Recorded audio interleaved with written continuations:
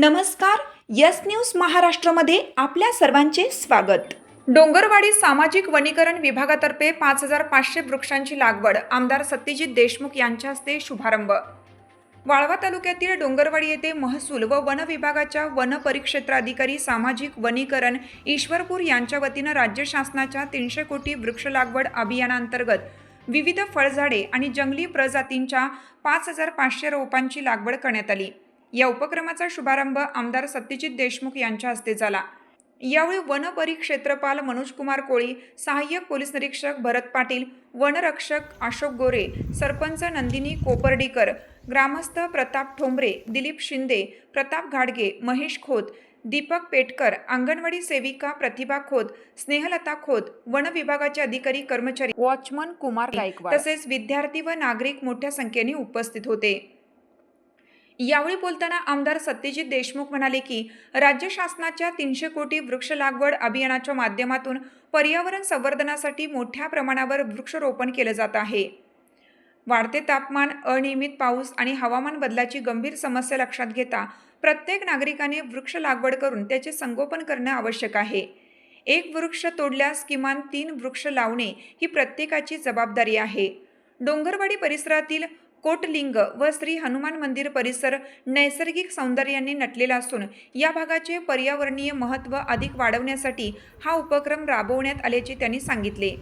डोंगरवाडीतील 5 hectare क्षेत्र 5500 रोपांची लागवड करण्यात आली असून हा परिसर भविष्यात हरित वनक्षेत्र म्हणून विकसित होईल असा विश्वास त्यांनी व्यक्त केला.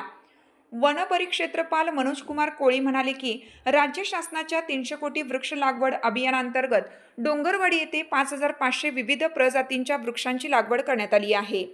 पर्यावरण संवर्धनासाठी प्रत्येक नागरिकाने वृक्ष लागवड करून त्यांचे संगोपन करावे.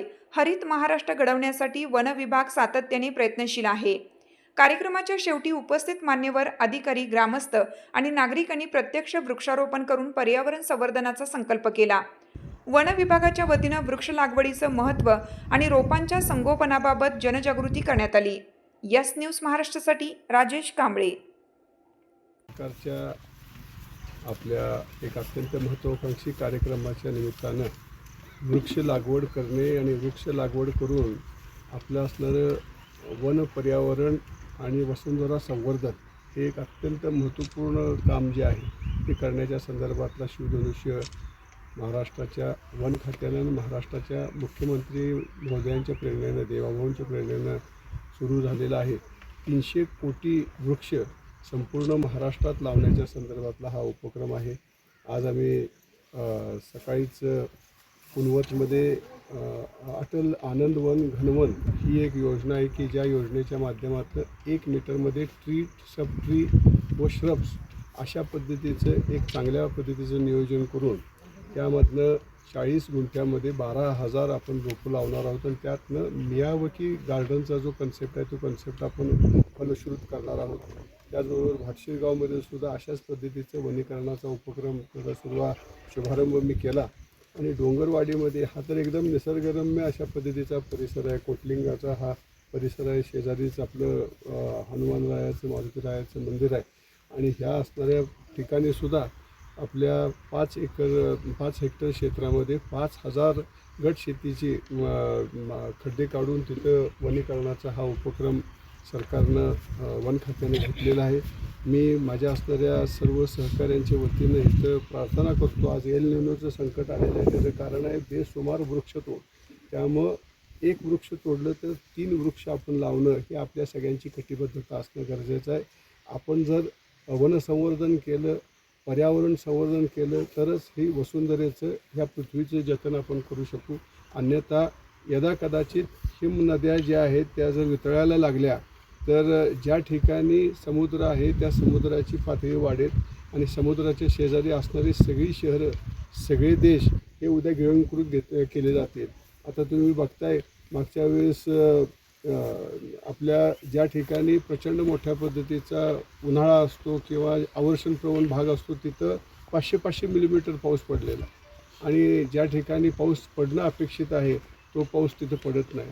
हे सगळं आपल्या पर्यावरणाच्या असमतोलाचं कारण आहे. आणि ते असमतोल जर आपल्याला दूर करायचं असेल तर ह्या 300 कोटी वृक्ष लागवडीच्या उपक्रमामध्ये नागरिकांनी सहभागी व्हावं आणि प्रत्येक लावलेलं झाड हे त्याने आपलं अर्भक, आपलं मूल समजून जगवावं.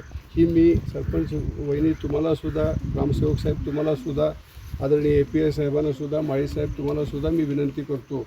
हा पावसाळा आहे, ह्या पावसाळ्याच्या दरम्यान तुमचे हे वृक्ष लागवड जी आहे ती झाल्यानंतर पुढच्या मे महिन्यात या लावलेल्या वृक्षांचं जतन करणं ही आपल्या सगळ्यांची जबाबदारी आहे आणि ती आपण कराल अशा पद्धतीची अपेक्षा व्यक्त करतो. ह्या उपक्रमाला परत एकदा मी माझं सहकार्य, सदिच्छा, शुभेच्छा देतो. थांबतो.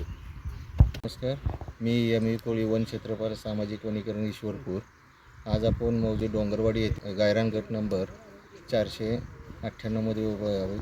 तिथे आपण सामाजिक वनीकरणमार्फत 300 कोटी वृक्ष लागवडीचा शुभारंभ माननीय विद्यमान आमदार सत्यजित भाऊ देशमुख साहेब, आमदार शिराळा विधानसभा मतदारसंघ यांच्या हस्ते आपण आज शुभारंभ केलेला आहे. त्यामध्ये एकूण 5500 झाडे लावलेली आहेत.